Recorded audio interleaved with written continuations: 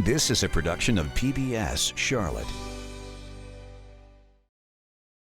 Just ahead on Carolina Impact. I'm Sheila Saints. Lancaster County has come up with an innovative way to combat the growing opioid crisis. That story coming up. From famous rock bands to not so famous marching bands, we'll take you inside the local factory making the drums rock stars play. And have you ever seen sheepdogs compete? It's a tradition from the 1800s, still practiced, and we'll show you what it's all about. Carolina Impact starts right now.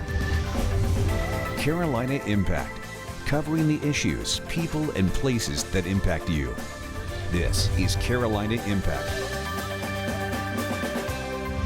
Good evening. Thanks so much for joining us. I'm Amy Burkett. We begin in South Carolina, where they have a new way to combat the opioid crisis. Their innovative approach brings results. The federal government took notice and kicked in money to help it expand. Carolina Impact's Sheila Saints takes us to Lancaster, a small town with a big idea.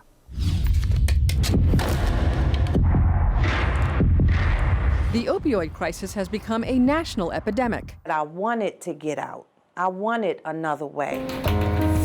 Letanya Williams knows the dangers all too well. She's in long-term recovery and served time in prison. I always knew that there was something greater. I always knew that it was something that I was supposed to do.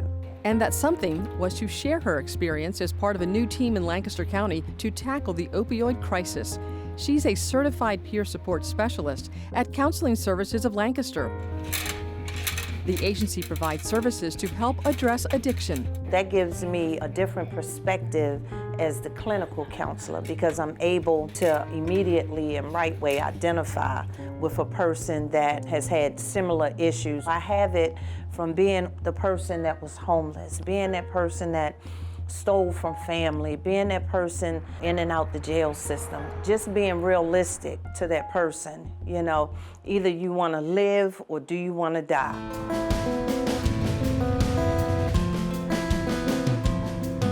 Because Lancaster, South Carolina is a small community with a big opiate problem. Local agencies knew they needed a team approach for long-lasting solutions. Here in Lancaster, we've really put most of our focus on it probably the last 3 or 4 years because that's when we really noticed an increase. The opioid is such a serious health problem. It's causing more deaths, it's causing more overdoses.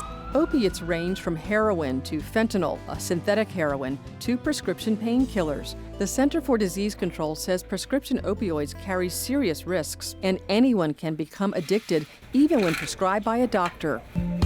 In 2017, Lancaster County dispensed 72.9 opioid prescriptions per 100 people, compared to 47.4 in neighboring Mecklenburg County. The national rate, 58.7. Lancaster County Sheriff's Office seized more than 25,000 pills, and that's not all. The big problem we've seen over this past year is a lot of the heroin that we seized, only 16% of it was actually heroin. The rest of it was fentanyl. People just don't realize what they're injecting or putting in their body. That it could be anything from heroin with a small mixture of fentanyl in it all the way up to 100% fentanyl, which is normally going to be fatal. On the front lines of the opioid crisis, the medics who respond to every 911 call for an overdose, and that's why every ambulance carries Narcan. Narcan counteracts the life-threatening effects of an opioid overdose. If we go back to 2016, we ran a little over 100 overdoses in Lancaster County. Last year we ran 279. It puts the medics in a stressful situation. A lot of times some of our overdoses are repeat patients.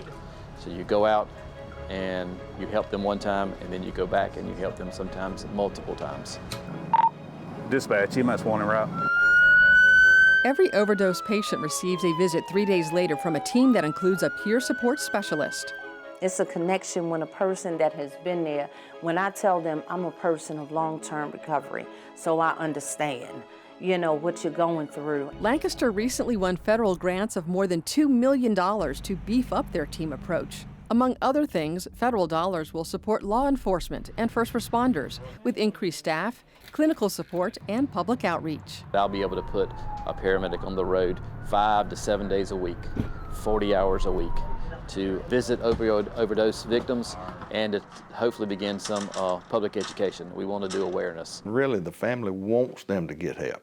They just don't know how to go about it. And that's what this grant will do for us. Counseling Services of Lancaster will hire 2 more peer support case managers, expanding the innovative program that sends teams to the homes of opioid abusers. A lot of times people are just at the end of the rope and they don't know where else to go. It could be that they possibly don't even need our services. They may need links to other services, and that's what we hope the grant will do. By steering addicts into substance abuse treatment and medical care, they're aiming to reduce overdoses by 20%. This is not a get out of jail free card, but at the same time, you know, we do a pretty good job when it comes to enforcing the drug laws. We want to work from the other end and try to get these folks the help that they need. Just to be able to help other people like me to understand that you too can overcome. You too can be successful. We're very proud of recovery, and you know, we want that word out there. So, You do have success stories. yes, we do have success stories. Because Lancaster agencies are taking a holistic approach to solve this public health emergency, and federal dollars have arrived to take this effort to a whole new level. For Carolina Impact, I'm Sheila Saints reporting. Thanks so much, Sheila. South Carolina plans to keep working on this issue. The state attorney general filed a lawsuit against major opioid manufacturing companies last year for their role in fueling the crisis in their state. The governor will hold an opioid summit in March to discuss overdose prevention strategies. Well, what were you watching on TV 56 years ago this week? If you were like most Americans, you were watching the Beatles and their first ever appearance on The Ed Sullivan Show. It was February 1964, but kids today still love the Beatles' music. There's a company in Monroe with a much closer connection. It's the company that made the drums for John, Paul, George, and Ringo from the beginning. And they're still making drums for music stars and future stars today. Carolina Impact's Jeff Saunier is hanging out with some of those future music stars right now. Yeah, it's rehearsal day for Revelation Percussion, a high school and college marching percussion ensemble based here in Fort Mill. And we're here today so that you can hear Ludwig drums being played. Before we show you those same Ludwig drums, you know, being made. Make sure your hands are clear. Yeah, these handmade, often custom-made drums aren't just the drums that so many marching bands play. Ludwig Drum Company, made in USA. More specifically, made here in Monroe, North Carolina, USA. These are also the drums the rock stars play. Yeah, the deep history with John Bonham and John Densmore of The Doors, Nick Mason of Pink Floyd. You definitely see Ludwig having been a part of the evolution of rock and roll as much as the evolution of music. We do jazz, we do rock, we do late night, and we do pop. When you think drums, it's Ludwig. It's what everybody knows, it's a household name. Uli Salazar doesn't just work for Ludwig Drums, he also plays Ludwig drums. And he's not the only drummer you'll find here at Ludwig. Our plant supervisor, he's a drummer. The guy in paint, he's a drummer. One of the guys down in assembly, also a drummer. Just a connection with the past. Always been a Ludwig fan for years and years. So all my favorite drummers played Ludwig. Drummer Dennis McCoy is one of 30 employees here at the Ludwig plant in Monroe, turning out about 160 drums a day for a company that's been making drums since 1909. Ludwig starting out in Chicago for 75 years before moving to Monroe in 1984. Bird's eye maple, we use that for finishing veneer. Because, as it turns out, making Ludwig drums is a lot like making fine furniture. With the furniture industry kind of moving out from the Carolina area, there's definitely a lot of talent. And there's no drum assembly line here either. These drums are put together piece by piece, person by person, using the same drum molds today that Ludwig was using back in the 60s, for the famous drummers and the not-so-famous. In a Ludwig drum manufacturing plant that's become sort of a Ludwig drum museum, too. including maybe the most famous Ludwig drummer of all. Ringo is definitely Ludwig royalty, without a doubt. In 1964, when the Beatles came on the scene in the U.S., I mean, it really changed Ludwig. Yep, this is the Beatles' first live performance on American TV in 1964. And those are Ludwig drums that Ringo Starr was playing then and still plays today. Rap for Ringo? Yes. I've rapped all his for the last 33 years. Every one of Ringo Starr's drums. Wow. And it makes me feel good to know that I was a part of his drums during all these years that he's played on TV or in shows, concerts, whatever. And Ross has been working here at Ludwig in Monroe since almost the beginning. Well, I just love doing it. That's how I look at it. Yeah, I guess you could call it being an artist. She's the one who puts the decorative outside wrapping on the drums for the music stars like Ringo Starr. She's been watching since she was a kid. I remember going to watch the Ed Sullivan Show when he come on for the first time. That is way back in the day, but I watched it on my grandmother's TV. We went over to her house just to see it. Everybody at school was talking about he was going to be on there. So we went up to her house to watch her TV and watched Ringo Starr on the television on the Ed Sullivan Show that night. And you wound up rapping his drums. All these years I have rapped his drums. I get a lot of joy by seeing someone play our drums on TV and know all the different people that are listening and all the joy that they get from hearing our drums being played. Yep, those hometown drums are also historic drums. Even if the teens playing Ludwigs today maybe aren't old enough yet to fully appreciate all that Ludwig history. It's neat to think about Ringo Starr's drums were made in the same molds that these drums were made in. And after 111 years of making drums for the famous and the not so famous, for young drummers like these and legendary drummers like Ringo, well, for Ludwig drums, the beat goes on in Monroe, North Carolina. It's always great to see when local companies make an international impact. Thanks so much for sharing their story, Jeff. And here's a little Ludwig drum trivia. After 73 million viewers saw that first Beatles appearance on the Ed Sullivan Show, sales of Ludwig drums doubled the following year. And Ringo Starr told Ludwig he chose their drums with the big Ludwig logo because he liked the oyster pearl black color, which Ludwig still makes today, right down the road in Monroe. Well, every married couple has a story of how they met. These days, dating apps often bring people together, but back in the old days, back when I was a kid, the planets had to align, and something or someone had to bring people together. As we celebrate Valentine's Day, Carolina Impact's Jason Terzes introduces us to a couple who've been married for more than 60 years, but never would have met had a unique string of events not played out. Walking through a party in the county jail.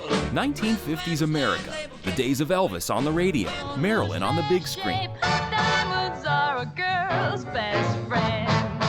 and the likes of Leave It to Beaver and I Love Lucy on the exploding medium known as television. A post-World War II economic boom happening all over America, in shopping centers, housing developments, and expanding families. And so they joined the stream of family life in the suburbs. In 1953, Richard Lynch of Catawba County was recruited by the United States Air Force, serving 4 years for his country, until his discharge in 1957. That June, after arriving back home, he was invited to go on a weekend trip.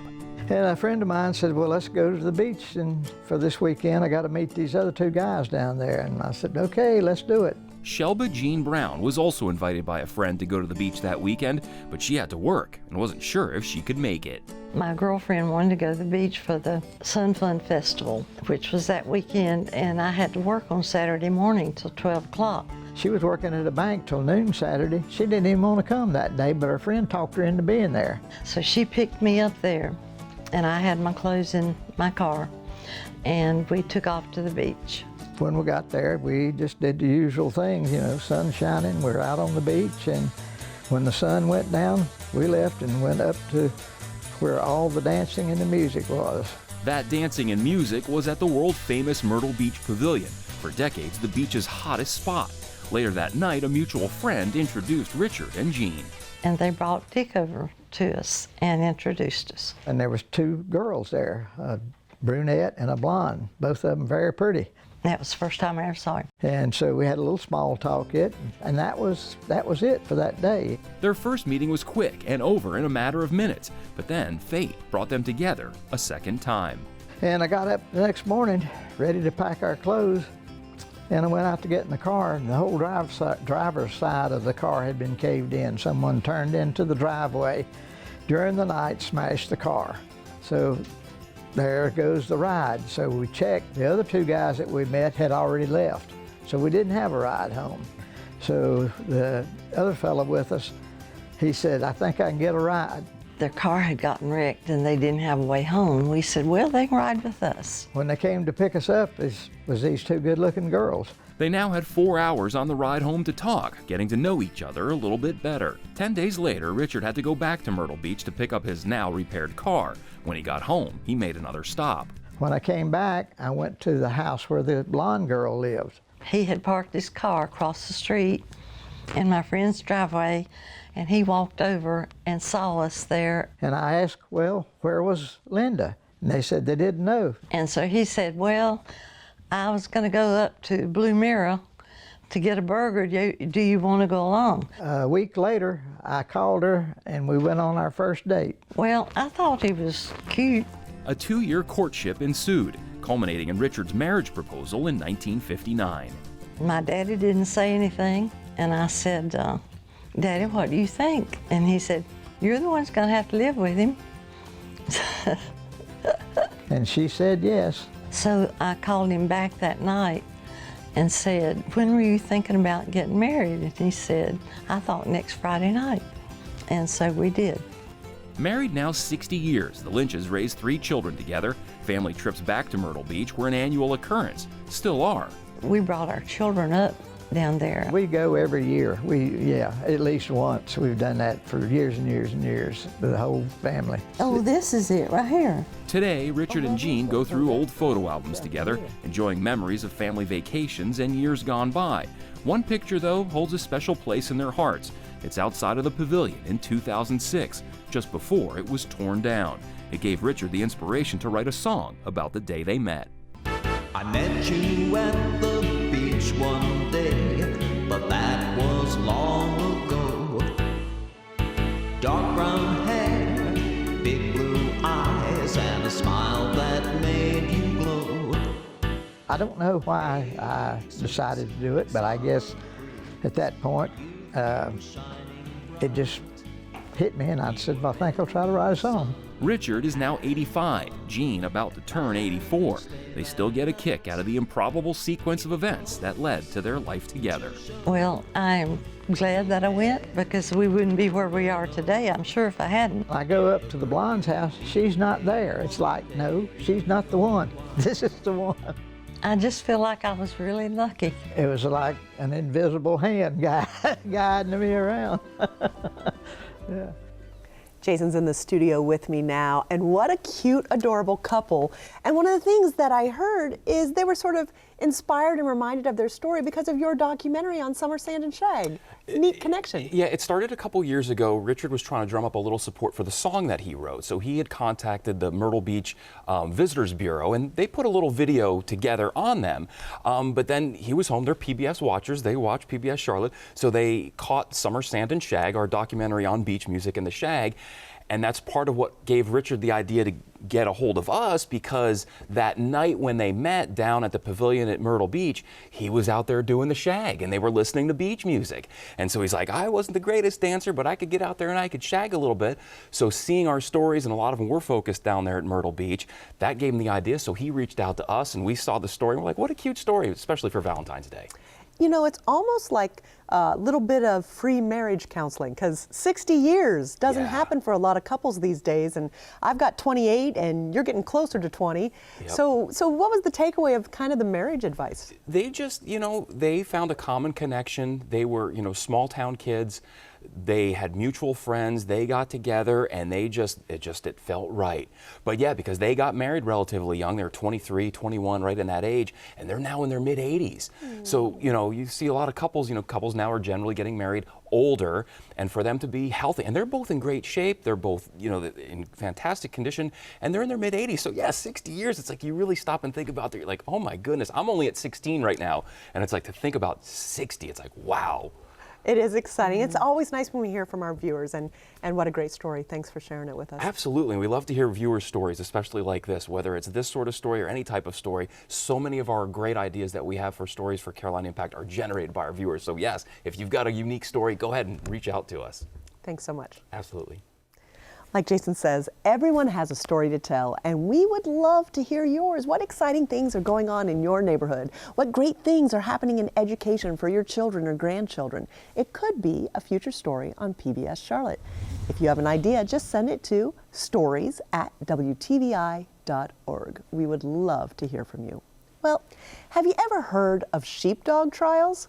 It's quite a competition of dogs herding sheep with a strong following. Some of the traditions go back to Scotland and the late 1800s.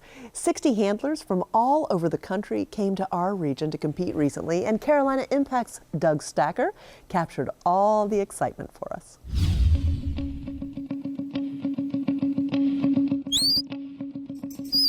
It's very challenging. It takes a lot of patience.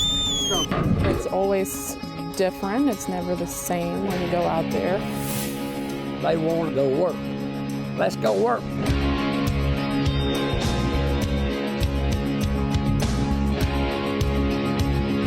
My name is Dean Holt. I am course director and manager of the Sheepdog Trials. This sport started a long time ago back in Scotland. A group of shepherds had gathered in the pub, and everybody was talking about their dogs. My dog is better than your dog. And so they just said, okay, let's go out on the field and see who's got the best dog. So that's sort of how the dog trial world got started. Not a minute time frame. Over 200 competitive runs of professional dog hounds. Pretty much standard for a local trial like this. Come by. I'm Janine Hennigan from Greencastle, Indiana. I was born and raised in South Africa, and we had a lot of working farms around where I grew up. So I always watched dogs working sheep and always admired it.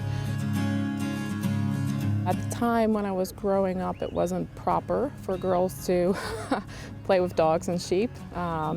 So when we moved to the States in 2001, I got more involved in it. I bought a farm, bought sheep, and multiple dogs, and now I travel all over and do this.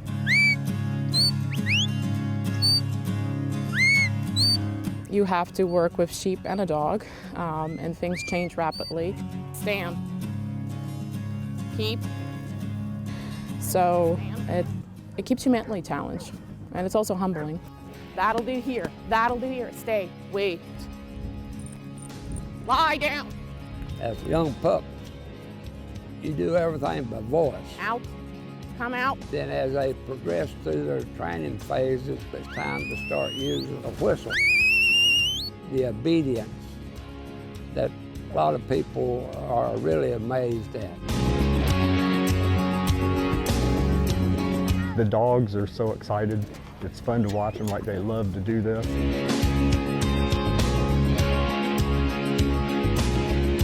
The dogs are so intelligent, and it really shows them off. Lie down. Just like kids, they don't listen to you all the time. The dogs don't always listen to you all the time, but sometimes just the littlest whistle and they just know what to do. The way they work together, I love it. main trait of a border collie is their gathering instinct. Hump, walk. A lot of bonding, and you form a team. Lie down.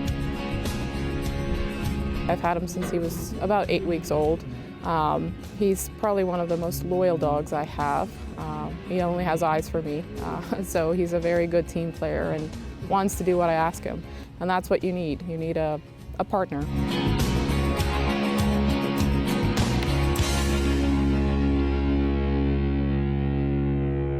You know, I just want to go play with those furry fellas. Thanks so much, Doug, for sharing the story.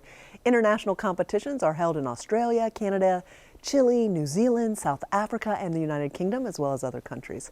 That national competition in the United States this year will be in Virginia in October.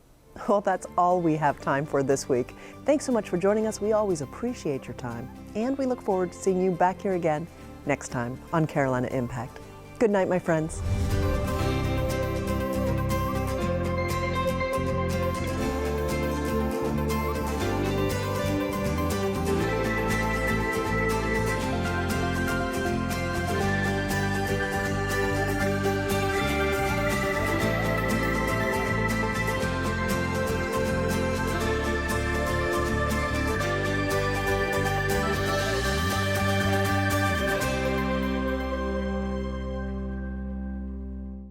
A production of PBS Charlotte.